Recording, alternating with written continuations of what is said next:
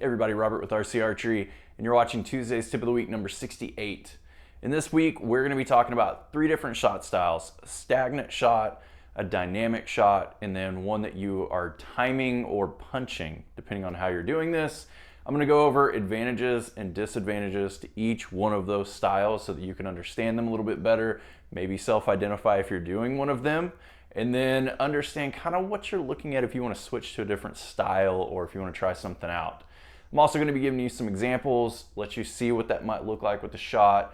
I'm also going over what maybe different bows or different mechanically styles of different bows may work better with one or the other shot style, and let you hear about all that as well.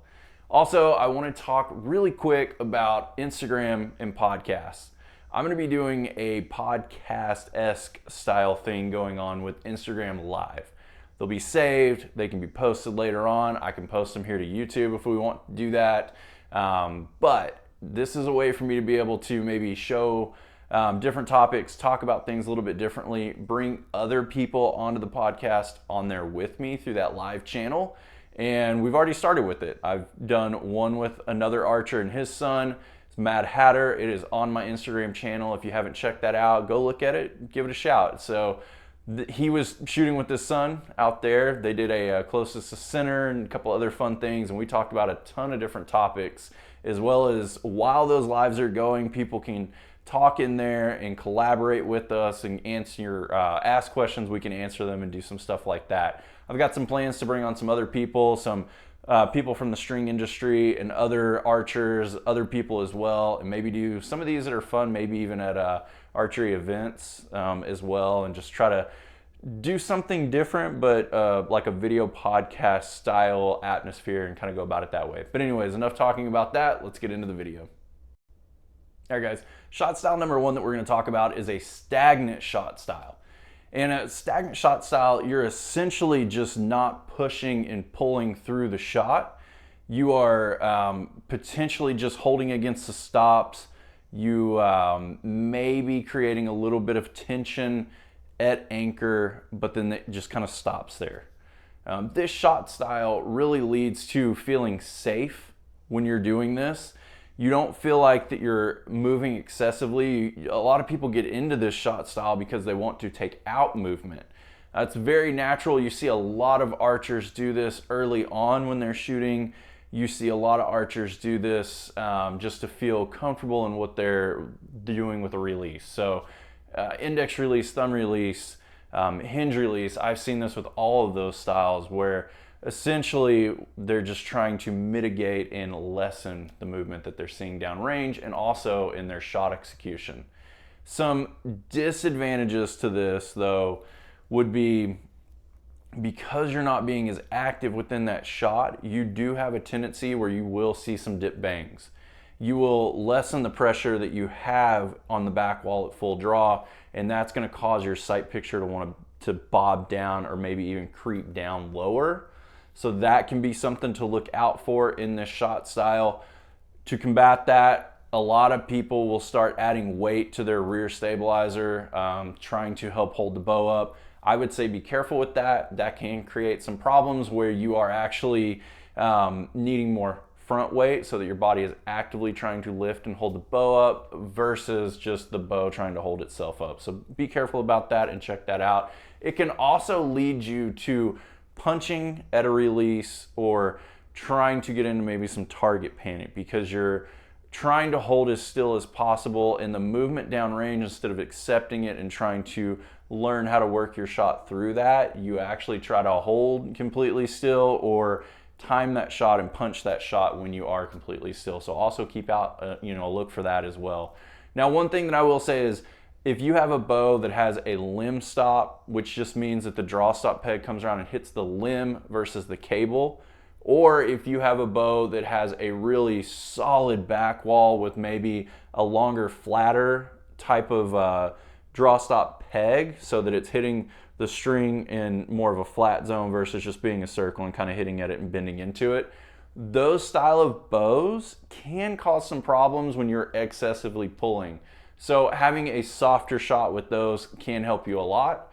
That is also something that you may need if you have not a ton of holding weight. So if you have a really high let off cam, 80-85%, something like that, sometimes with those bows, if you overpower the shot, especially if you don't have a lot of stabilizer weight on a hunting bow, there's just not a lot of weight in the riser at all, then you also may need to lend yourself to a more of a stagnant shot, or at least a lightly dynamic shot where you're not putting a lot of input into the bow.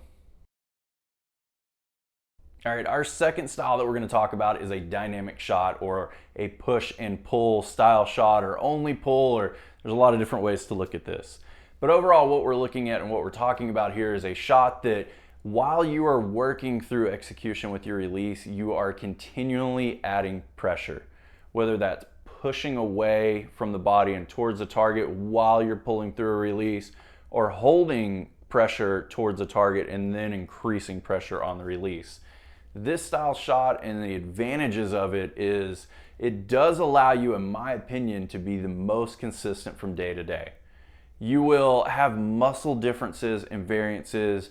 You will have nerve differences. Some days you're going to hold better than others, and your float is going to look different some days than others. So like we talked about in our previous segment here about having a stagnant shot and kind of wanting to be as still as possible and lessen that sight picture, whereas on this one, we're actually developing tension and creating a body mass to be able to hold the bow steadier and then to just work through the shot.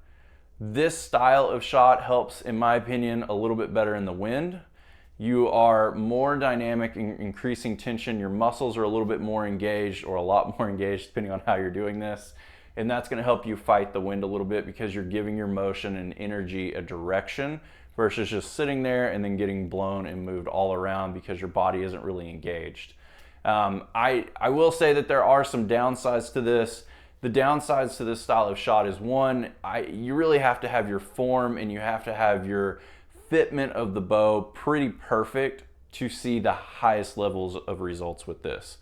Now, that's not to say that if you don't have perfect form, you don't have perfect bow fitment, you shouldn't shoot like this.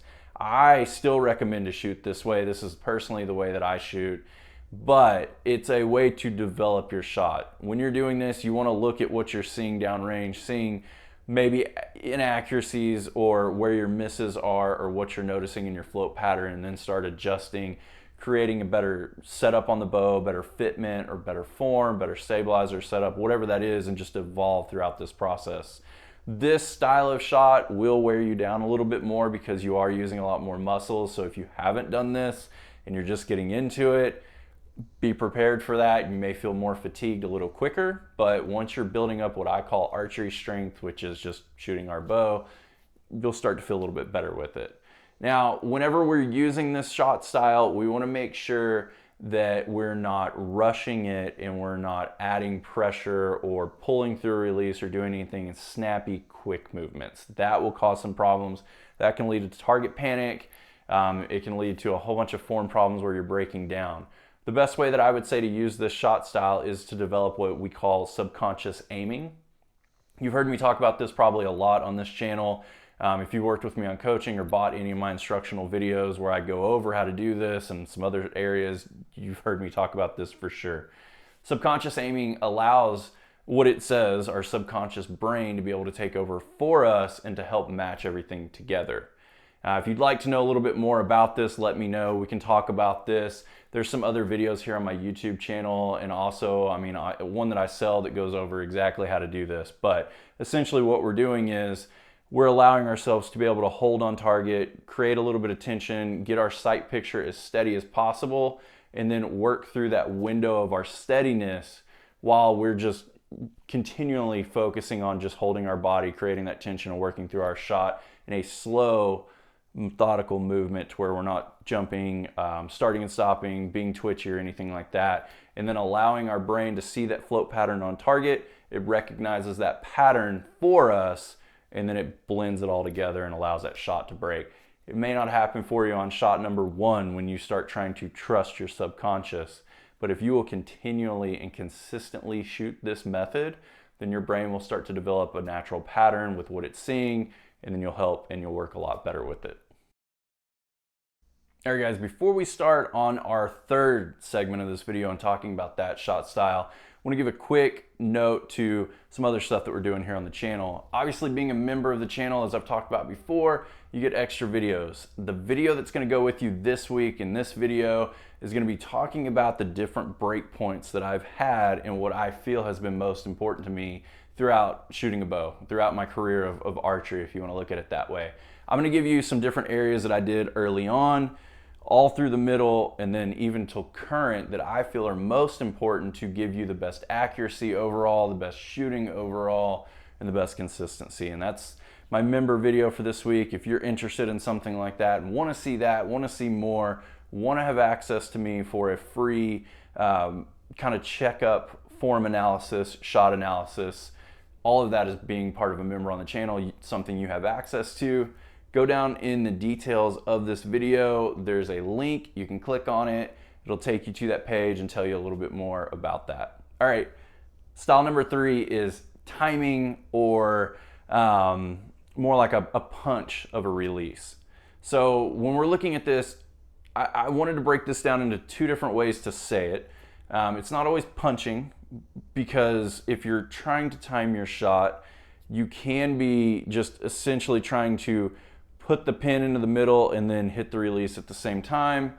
It's not always just holding on target and just dumping a release. So it's kind of one and the same and kind of not at the same time. But essentially, what you're looking at here, when you're on, you're really on. Think Tim Gillingham, watch him shoot. Kyle Douglas has a form of this as well. There's been high-level archers that have had a lot of success in this, because when you are on, you are very on, because you're essentially timing everything, you're getting it perfect, and you're making it work.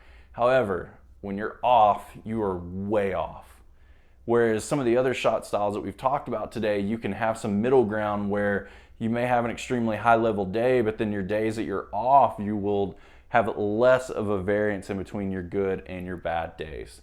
So with this one, it's a very high variance. I mean, you're on it or you're way off. There's not a lot of in between. Another disadvantage to this is it also can lead to target panic really quickly. A lot of people that I see shoot this way, especially new archers and archers that have been shooting for a long time, they will fight and have bouts of target panic all the time. So personally, I try to steer everybody away from this style of shot. I don't care how good you are at shooting a handgun or some kind of firearm. I've had that argument with people before in how they shoot with those versus with archery. I've never seen it consistently done in archery at a high level except for the 1%ers. And when you're talking about however many thousands of us that shoot a bow, and there's less amount of people that I've seen really successful than I can count on one hand that are good at this style, the percentage and the values just don't weigh out to me. But yeah, guys, so this was the 3 different shot styles that I could group a lot into it, that I would say there's a main. There's a lot of others. But yeah, this is kind of pluses and minuses to each one. You can see a short excerpt of what they look like. Try to get a good idea of that and understand if you are one of them. Maybe you don't want to be. Maybe you're having struggles in one area because of a certain shot style and you need to move it to another one. But yeah, all of that is there. If you need some more guidance, let me know. I have coaching services that go over just shot execution. Doesn't always have to be form and fitment all the time. We can talk about the shot execution, the mental side, setting up your bow, and doing all that as well. Appreciate it for watching, guys. Hope to see you soon.